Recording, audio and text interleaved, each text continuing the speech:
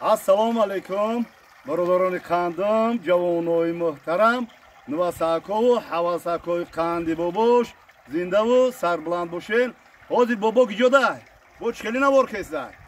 Bo chi bobo problema keslar. Bobo kor faoliyat shoma ro nishon dodase ki hozir ma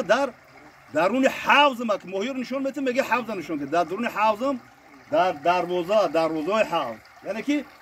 Şandor megan bazaboni moy parvari Şandor megan inora o ya havza nishonte ya tokur havza nishonte havza nishonte na so mana ujada hozir ohak tare dudg'alaboda ohak tar kardagi baroy joy chiora joy amu hasharoto joy mikrobora inshaalloh ba mikro ohak mezanem baroy bu malukdan. خب حاضر من شما دا میفهمونم که سبب ماهی کلان نشیدنش برای چی است. البته چندین بار گپ زدم حاضر با یک جای اساسیش به شما باید میگم که آب چقدر فیلتراسیون میشه. این نواره ما با او آدمایی که حواسی ماهی پروری دارن و ماهی پرور هستن و در آینده میگن ماهی پرور شیم با او دخل دارد و با دیگر آدمایی دخل داره که میگم بابا که چی سخن میگفته باشه بابا یگام گپای بی معنی میزنه با جوانو باید ای بابا چی بیاموزن ای بابا بسیار چیزا رو شما آموختنین خدا که توفیق تونه بیاموزن ای بابا من همین حاضر بیا که من همین بر زبانی ماهی پرورا اینه که دروازه میگن دروازه یعنی که همین حوض ما چقدر بلندی داشت من معلومه او من تو نمیجور خیسگی او نمیجور او خیسگی یعنی او بلندی او مو چند که سوالو بگیرم بلندی او مو من اینجا چند کنم خب یک سی خب بلندی او مو من اینجا ده اینجا اولی باید وجود که چخره من دو متر 30 سانتی متر چقری حوضای باباش 2 متر 30 سانتی متر البته با بالا رفتگی آستا اکلون میشوه این چقری حوضا بود من که دروازه چنده دروازه پهمی دروازه بیسون پهمی دروازه من نگاه کنه حضور چین میکنم 70 گرفتگیم میتونه 70 بگیرن 80 بگیرن میتونه 1 بگیرن خب بلندیش خیلی 2 متر 2.20 خیلی با ای او چخیل خومه هم خیلی دروازه رو میگیرن بعد اینجا یک کاری اساسی دیگه هست که برای فیلتراسیون آب چقدر فیلتر شوه که ماهی کلان شوه ماهی اساسا قسم بالوگی حوزه خوراک میخوره قسم پایانگیش ده خوراکخوری مشکله و برای که همین ماهی امور و ترسلاب که سزن که با کرس میداره با سارنی ماهی میداره و یا میخوره که اصلا ماهی بیلی امور ترسلابی که سزن این در قسم بالوگیش خوراک میخوره و قسم پایانی گفته هستیم که همین ماهی ها را چقدر که خوراک میخورن همون قدر و یا ادخود میکنن چقدر که آب مینوشن همون قدر مثلا پیشاب میکنن و آبی غش در تگی حوض جمع میشوه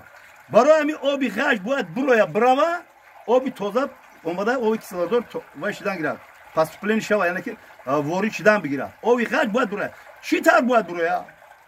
اینا که بابا میگه تو درسی تربیه می نمیتی ای تو چی آموزن ای ما با آموزن که و توربه که بالا دا میمونی که حوض کار نمیکنن توربه با بالا دا او ای بالا میدوره ای بالا میبره و کار نمیکنن برای حوض کار کردن حوض شما رو گه بزنم بیار سرکه رو بیار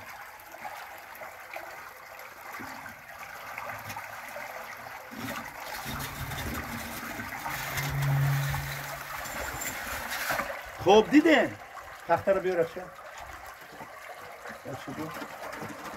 خب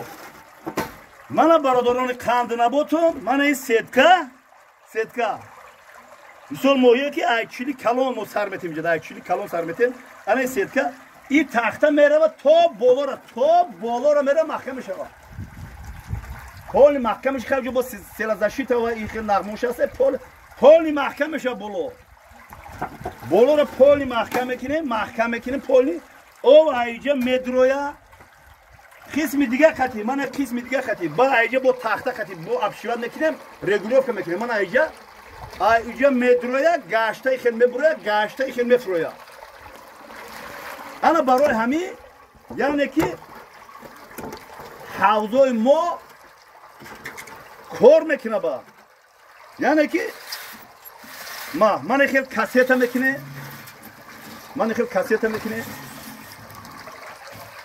کاسیت میکنه و گولنینگ میمونیم ارماتور قطعی وارد میکنیم کاسیت و من خیلی سیدکار وارد میکنیم میمونیم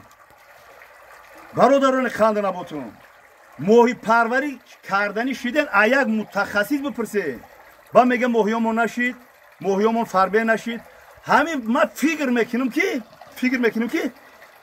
همین موهی پروری یک زجیگانی داره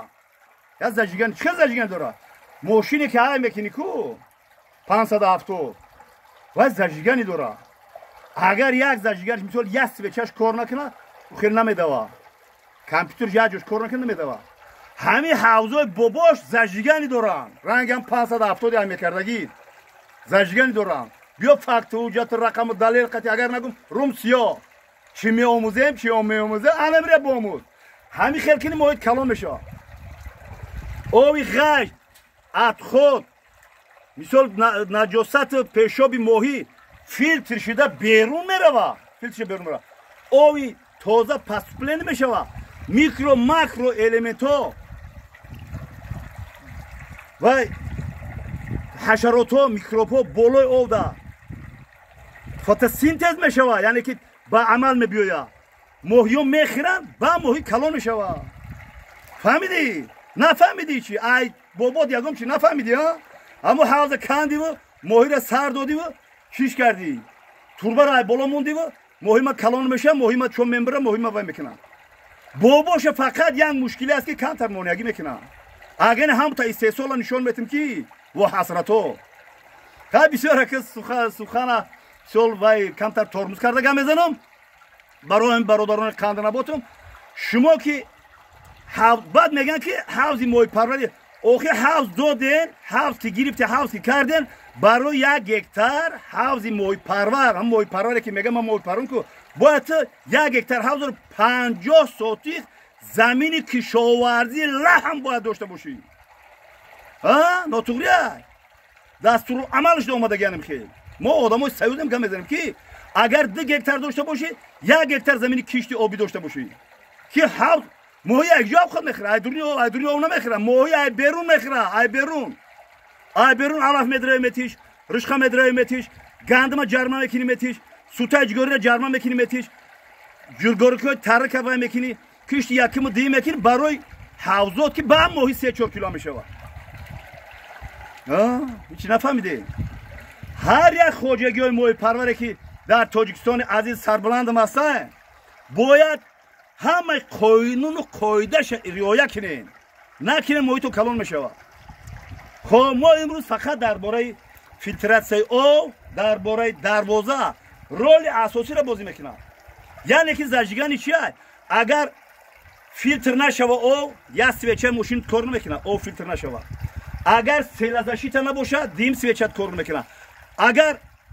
وورم خروکناتی و متخصص نباشی آب بو نکشی و نفهمی که او چقدر غذا داره چقدر بو داره او درآمد او برآمد باید بو بکشی بفهمی سیم سویچت کار میکنه اگه ماشین 4 سیلندر باشه یک آدمه که دیگه مونیگی میکنه حوض شاو میآید او تا قاق میکنه توربوتا میشکنه یگو مونیگی میکنه کو 4م سویچت کار نمیکنه الله اکبر بانکروت نوارهای شیره و شربتداری تربیوی درس بگیرن که انم خیلی مونیگو نشوه درس بگیرن با ماهی پروری سر کنین انشالله با امر خدا ما همه نازکی ماهی پروری با شما پیشکش میکنم و چی گفتنی هستم که یک جا یک شعر خواندم شعر بود غزل بود شوربایت بود نمیدونم چی بود گفتی همو مردکو یا چی گفتگن که هیچ وقت انسان 2 شخص رو فراموش نمیکنه 2 شخص رو یکم شخصی که دوست میداره هیچ وقت فراموش نمیکنه که ما البته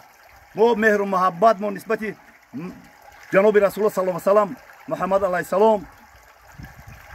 ما چقدر مهر و محبت داریم دوستدار وی هستیم هیچ فراموش نمیکنیم و دویم آن آدمایی که مثال دشمنی می‌ورزن با تو یک عمر میگن که ما هیچ وقت قطعی تو دوستی نمیکنیم دشمنی می‌ورزیم رنگ ابو جهل بوره هیچ وقت او رو فراموش نمیکنی یکی دوستدارم ترین شخصیت فراموش نکنی یکی آدمی که دشمن تکو دشمن ترین تکو او را فراموش نمیکنی الحمدلله در یوتیوب من هر چه دارم هر همین شخصیت ها رو دارم که یکی کمیتر بعد میرسه هیچ وقت با شما هیچ وقت فراموش نمیکنم فقط به الله پاک شما رو روی میکنم و اون شخصیت ها که کمیتر خوب مینویسد من او رو نزد دوست میدارم هم این نشسته به من هم نوشته پس فهمیده میشه که بابا یک کس هست فهمیده زنده و سربلند باشین برادران قندم جوانای محترم نواسکا و حواسکا قندی باباش زنده و سربلند باشین